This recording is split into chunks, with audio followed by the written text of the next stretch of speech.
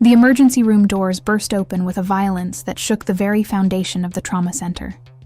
It was 3 a.m, the hour when the world feels most fragile. I have spent 24 years as a nurse, but the man they wheeled in wasn't a standard patient. He was flanked by 4 men in tactical gear. No patches, no names, just cold, calculated movement. The patient was hemorrhaging from a gunshot wound to the upper thigh, his face a mask of pale defiance. As I reached for his arm to start an IV, one of the tactical men grabbed my wrist with a grip like iron. He didn't say a word, but his eyes told me that if I looked too closely, I might not leave this shift. I ignored the threat, focusing on the pulsing blood. That is when I saw it. A small, perfect circle with a deep blue dot in the exact center, tattooed just behind his left ear. I checked the digital intake. His file was a void. No social security number, no military ID, nothing. He was a ghost in a hospital bed. Suddenly, the patient grabbed my hand, his strength surging for a split second. He leaned in, smelling of copper and gunpowder, and whispered a string of numbers, 749er Bravo Delta. My heart stopped. That was a decommissioned encryption code from the old intelligence networks in New Delhi, a code my late father had warned me about before I moved to America at 30. Before I could process the shock, the hospital's intercom crackled with an urgent, panicked tone I had never heard in all my years of service. A security breach was underway. This story is just beginning, and the secrets I am about to share will make you question everything you think you know about the people walking among us. We love knowing who is joining us on these journeys. Could you tell us in the comments where in the world you are watching from today? My name is Amara Devi, and at 54 years old, I thought I had seen every possible way a human body could break. I grew up in the vibrant, crowded streets of Mumbai before relocating to the United States 24 years ago to build a quiet life in clinical medicine. But the quiet died the moment that man entered my ward. As the code silver echoed through the halls, signaling an active threat, I realized the tactical team that brought him in had vanished, replaced by a much more aggressive group of armed men entering through the ambulance bay. They were asking for Patient 00. I looked at my patient, the man with the blue dot tattoo. His vitals were crashing, but his eyes were wide, tracking the door. He wasn't a soldier on any record I could access, yet he moved with a lethargy that hid a predator's instincts. I made a choice that defied every hospital protocol. I disconnected his monitors, threw a sheet over him, and pushed his gurney into the service elevator just as the first gunshot rang out near the reception desk. My hands were shaking, but my mind was back in my father's study, remembering the stories of the unseen, a shadow unit that officially never existed.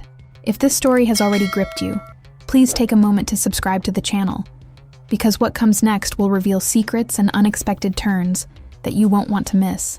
We reached the basement, the air thick with the smell of industrial cleaning fluid and old concrete. I hid him in the back of the decommissioned morgue, a place where the lights flicker and the silence is heavy. "Why did you use that code?" I demanded, my voice a jagged whisper. The man looked at me, his breathing shallow. "Because you are the daughter of Vikram Devi." He coughed, blood staining his teeth. "And you are the only person in this country who knows what this tattoo actually means." My blood ran cold. My father was a humble clerk, or so I had believed for 5 decades. This was the first major twist in a night of nightmares. My entire life in America had been a curated witness protection program I didn't even know I was in. The men upstairs weren't just looking for him. They were looking for the connection he represented. They were looking for me. I realized then that my quiet life was a lie. Thank you so much for staying with me through this. It shows me that you feel the same intensity I felt when I lived through these moments. Please subscribe and hit the notification bell now, because what is about to happen changes everything we thought was true. The shadows in the morgue seemed to stretch as I worked on his leg by the light of a single penlight. Every footstep in the hallway above sounded like a death sentence. I grew up believing in the karma of the honest path. But here I was, an aging nurse in a cold basement, realizing my father had been a high-level asset for international intelligence. The man on the table explained that the circle with the blue dot wasn't a military rank. It was a mark of the shield. It signaled a protector. This leads me to the second shocking revelation of that night. This man hadn't been shot in a random skirmish. He was shot while standing guard outside my house 3 hours earlier. He wasn't a threat. He was my guardian. He had been the unseen shadow assigned to my family since we stepped off the plane in 1998. The armed men upstairs were a rogue cell trying to eliminate the last link to a project my father buried decades ago. Now, I want to ask you, have you ever discovered a secret about your family that changed your entire identity? Or have you ever had to stay silent to protect someone you loved? Please, write it in the comments. It is incredible to see people from so many different places following stories like this. The cold air of the basement felt like a tomb, but I couldn't stop now. My patient, the man I now knew was my lifelong shadow, was losing consciousness again. I had to perform a field extraction of the bullet using only the supplies I managed to grab in the rush. As I worked, he told me that my father's clerk job in India was a cover for a cryptographer who had cracked the code of a global shadow network. When my father died, they thought the secret died with him. But they recently discovered he had encoded the data into my own legal immigration papers. 24 years I had carried those documents in a safe at home, never knowing they were a death warrant. I felt a surge of anger and clarity. I wasn't just a nurse anymore. I was the keeper of a truth that could topple giants. I looked at the man, my protector, and promised him that we would both make it out of this hospital. Now I have a question for you. Have you ever felt like you were meant for something much bigger than your daily routine? Tell me in the comments. I really want to know what you think about this. The sounds of heavy boots echoed in the stairwell. They were coming. I knew the hospital's layout better than any floor plan. I knew which service ducts led to the parking garage and which doors remained unlocked for the cleaning crew. I hoisted the man's arm over my shoulder, his weight nearly crushing my 54-year-old frame. We moved through the shadows of the laundry chute area. My mind was racing back to the day I left India at 30, remembering the look of pure terror in my father's eyes that I had mistaken for sadness. He wasn't crying because he would miss me. He was crying because he was sending me into a life of permanent hiding. We reached the back exit, the humidity of the night hitting my face like a physical blow. Just as we stepped toward the tree line, a spotlight cut through the darkness, pinning us like insects to a board.